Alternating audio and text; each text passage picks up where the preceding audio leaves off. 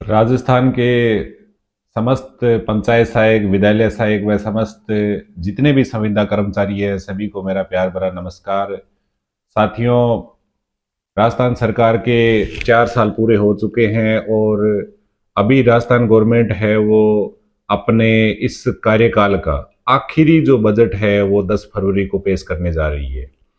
इस बजट के अंदर समस्त जितने भी संविदा कर्मचारी है उनको काफी लंबे समय से ये उम्मीद थी, क्योंकि कांग्रेस ने अपने चुनावी घोषणा पत्र के अंदर भी ये दावा किया था कि समस्त जितने भी राजस्थान के संविदा कर्मचारी है उन सभी संविदा कर्मचारियों को नियमित किया जाएगा। लेकिन बहुमूल्य जो समय था, यानी 4 वर्ष सरकार के बीत चुके हैं, लेकिन अभी भी सरकार किसी भी प्रकार का ठोस कदम नहीं उठा पाई है। और आज भी 1 लाख से ऊपर ऐसे संविदा कर्मचारी है जिनको बेसब्री से इंतजार है कि इस आखिरी बजट के अंदर हमारे लिए क्या होने वाला है। हालांकि 10 फरवरी को ये बजट आने वाला है, कुछ भी नहीं कहा जा सकता कि इस बजट के अंदर क्या होने वाला है, लेकिन फिर भी अभी भी 1 लाख से ज्यादा संविदा कर्मचारी है जो इस उम्मीद के अंदर बैठे हैं कि इस बजट के अंदर हमारे लिए कुछ न कुछ अच्छा होने वाला है। विशेष रूप से मैं बात करूंगा अपने विद्यालय सहायक भाइयों की। तो वे सारे पंचायत सहायक जो विद्यालय सहायक बन चुके हैं या फिर शिथिलन आदेश न मिलने की वजह से वो अभी पंचायत सहायक ही है, पहली बात तो वो सारे एक ही यूनिट समझो, क्योंकि विभाग के द्वारा ये तय कर दिया गया है कि सबका जो विभाग है वो अब शिक्षा विभाग ही होगा और आपकी जो सैलरी बनेगी, वेतन बनेगा, वो अब शिक्षा विभाग ही देगा। पंचायती राज अब आपको सैलरी नहीं देगा। दूसरी बात, काफी लंबे समय से ये मांग उठ रही है कि जो पीछे वंचित पंचायत सहायक रहे थे उनके शिथिलन आदेश कब तक जारी होंगे, जब ये अनुमति मिल चुकी है तो उनके लिए आदेश क्यों नहीं हो रहे हैं। तो कई प्रकार की अड़चन होती है, उन अड़चनों के माध्यम से सिर्फ विभागीय प्रक्रिया है, उस वजह से ही रुका हुआ है। हालांकि इस शिथिलन आदेश के लिए बजट से कोई लेना देना नहीं है, क्योंकि बजट के अंदर इस प्रकार के कोई आदेश नहीं हो सकता। ये तो विभाग अपने स्तर पर ही करेगा। हो सकता है वो बजट से एक दिन पहले ही कर दे, या हो सकता है बजट के 1-2-4 दिन बाद में भी हो, तो उसके लिए आपको चिंता करने की आवश्यकता नहीं है। जो भी भाई, जो पंचायत सहायक भाई है, जो विद्यालय सहायक के अंदर जिनका चयन रुका हुआ है, वो उम्र की वजह से हो या फिर वो 3 संतान की वजह से हो या फिर किसी अन्य कारण से, तो उनको किसी भी प्रकार की चिंता करने की आवश्यकता नहीं है, क्योंकि वो एक विभागीय प्रक्रिया है जिसके लिए आदेश होने तय है। हो सकता है वो बजट से पहले ही हो जाए, हो सकता है कल ही हो जाए, और हो सकता है 10 तारीख से 2-4 दिन बाद में हो जाए। मूल रूप से तो हमारी बात यह है कि बजट के अंदर हमारे लिए क्या है। तो दोस्तों, स्पष्ट रूप से मैं आपको बता दूं कि बजट के अंदर किसी भी प्रकार की बड़ी उम्मीद न रखी जाए तो ही अच्छा है। कि बजट के अंदर विशेष रूप से सामने बात यही आ रही है कि ज्यादा से ज्यादा वेतन वृद्धि आपकी हो सकती है। अभी जो कॉन्ट्रेक्चुअल सेवा रूल हमारे लिए बनाए थे, उनके अंदर हमारे जो स्लेब बनाए थे, 3 स्लेब, उस स्लेब के अंदर कुछ वृद्धि हो सकती है। और हमारी सबसे बड़ी अगर जीत होगी तो वो जीत ये होगी कि हमारा जो पहले का जो अनुभव है, चाहे वो विद्यार्थी मित्रों का अनुभव हो या फिर एज ए पंचायत सहायक जो अनुभव रहा, उस अनुभव को अगर काउंट किया जाता है तो सैलरी अपने आप ही सही हो जाएगी, सम्मानजनक हो जाएगी। तो इसकी भी बहुत उम्मीद है कि हमारा जो पहले का जो अनुभव है उस अनुभव को जोड़ दिया जाए।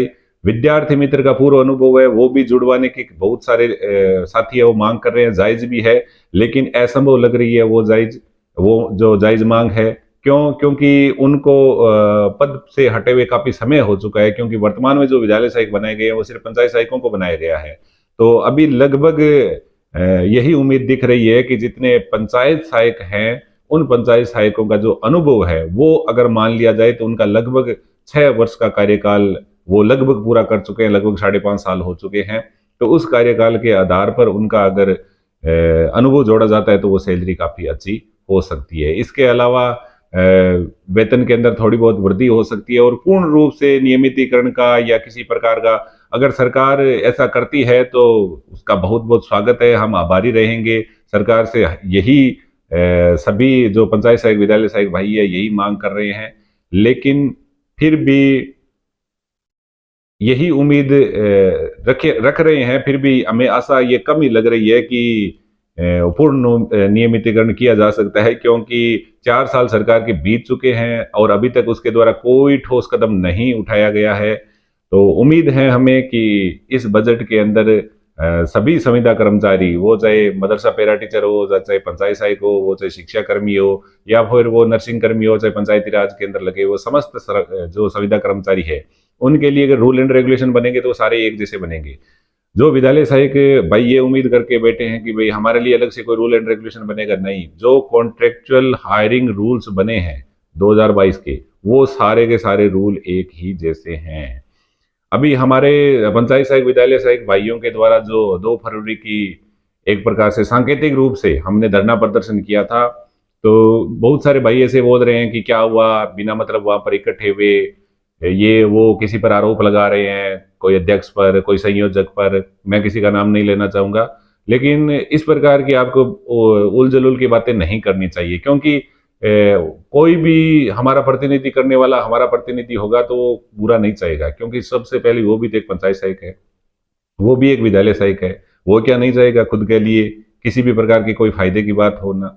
वो क्या जानबूझकर ऐसा चाहेगा कि समस्त पंचायत सहायक भाइयों का नुकसान होगा? ऐसा कुछ नहीं है। एक सकारात्मक सोच रखिए, सकारात्मक ऊर्जा के साथ में आपको जो काम मिला है उसको कीजिए। हो सकता है इस बजट के अंदर हमारे लिए अच्छा जरूर होगा, और यही हमारी सबसे बड़ी उपलब्धि होगी कि हमारा अनुभव है वो मान लिया जाए और इसके साथ में हमारा इंक्रीमेंट कर दिया जाए।